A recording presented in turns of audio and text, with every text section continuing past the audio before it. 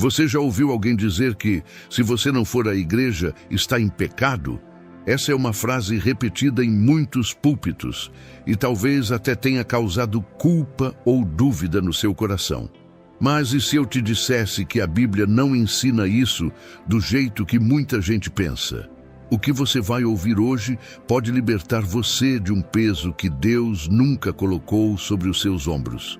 Fica comigo até o final, porque vamos olhar juntos para a palavra de Deus e descobrir a verdade que vai trazer paz, clareza e liberdade para a sua fé. Aqui nós buscamos entender a palavra de Deus de forma clara e sem distorções, para que você viva a sua fé com liberdade e verdade. Se você ama aprender mais sobre a Bíblia e quer se aprofundar no relacionamento com Cristo, já curta este vídeo e se inscreva no canal. Assim, você não perde nenhum conteúdo que pode fortalecer a sua caminhada com Deus. Em muitas igrejas, a frase "se você não vier ao culto está em pecado" é dita com tanta certeza que parece estar escrita exatamente assim na Bíblia. O versículo mais usado para sustentar essa ideia é Hebreus 10:25, onde está escrito: "Não deixemos de nos reunir, como é costume de alguns, mas encorajemo-nos uns aos outros." À primeira vista, parece realmente que se trata de uma ordem para nunca faltar à igreja. Mas será que é isso mesmo que o autor de Hebreus quis dizer? Será que Deus está preocupado com a sua presença física num prédio ou com algo muito mais profundo? É aqui que precisamos ir além da superfície e olhar para o contexto real dessa passagem, porque é nele que a verdadeira resposta se revela. Quando lemos Hebreus 10:25 dentro do seu contexto histórico, descobrimos algo muito diferente do que costuma ser pregado. Essa carta foi escrita para cristãos do primeiro século que viviam sob intensa perseguição do Império Romano. Muitos eram caçados, presos e até mortos por causa da sua fé. Reunir-se para adorar não era simplesmente escolher um horário no domingo, era arriscar a própria vida.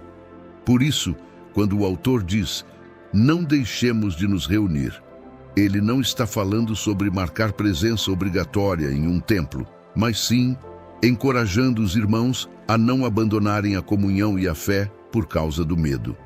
Esses cristãos se reuniam em casas, cavernas ou até nas catacumbas subterrâneas para orar e se fortalecer espiritualmente. Não comparecer aos encontros naquela realidade poderia significar isolar-se, desanimar e, aos poucos, desistir de seguir a Cristo.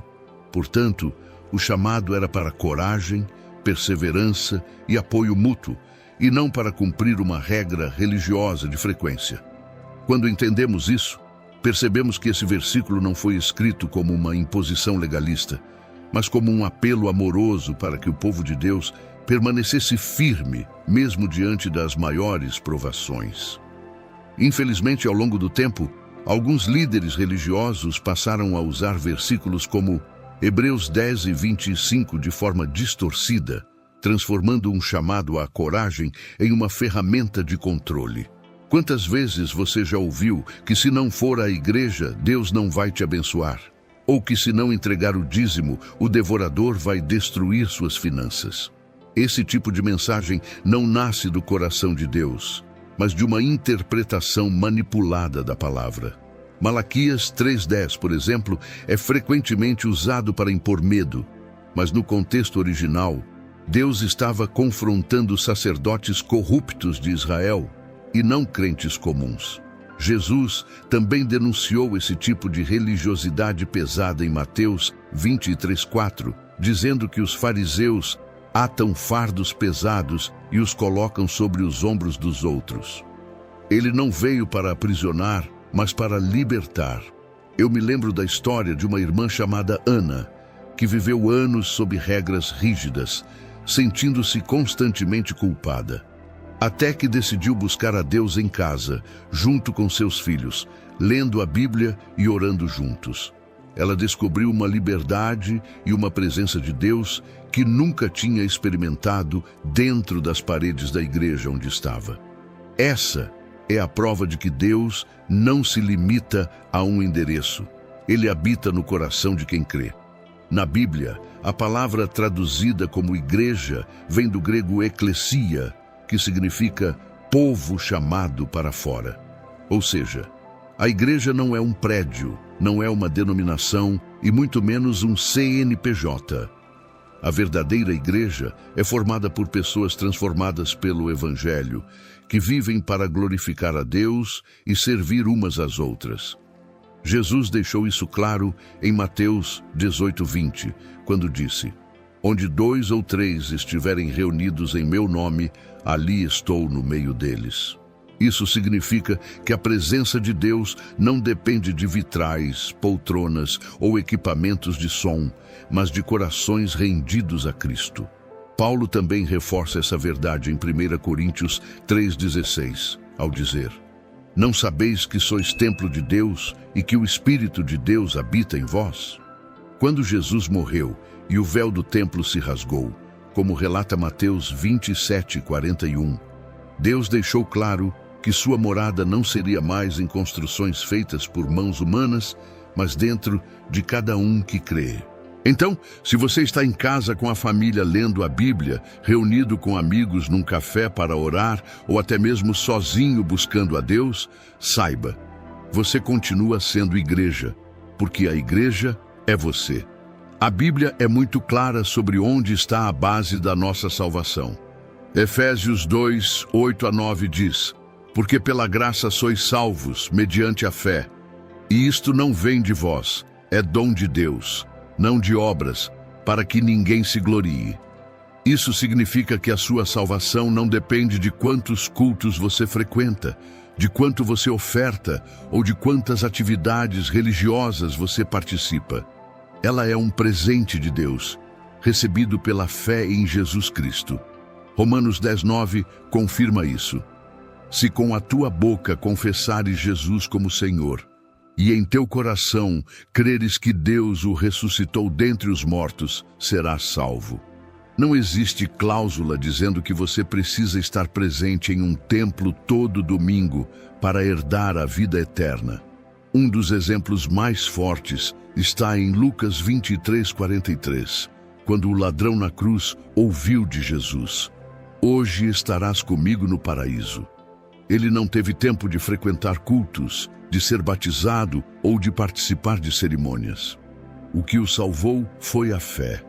Isso não significa que a comunhão com outros cristãos não seja importante. Ela fortalece, edifica e encoraja.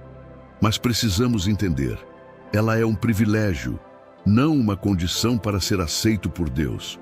A presença de Cristo na sua vida não é medida pela frequência em um prédio, mas pela entrega sincera do seu coração a Ele.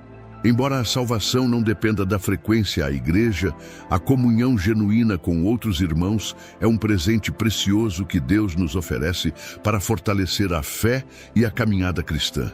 Em Atos 2:46-47, vemos que os primeiros cristãos se reuniam diariamente, partiam o pão e louvavam a Deus com alegria e sinceridade.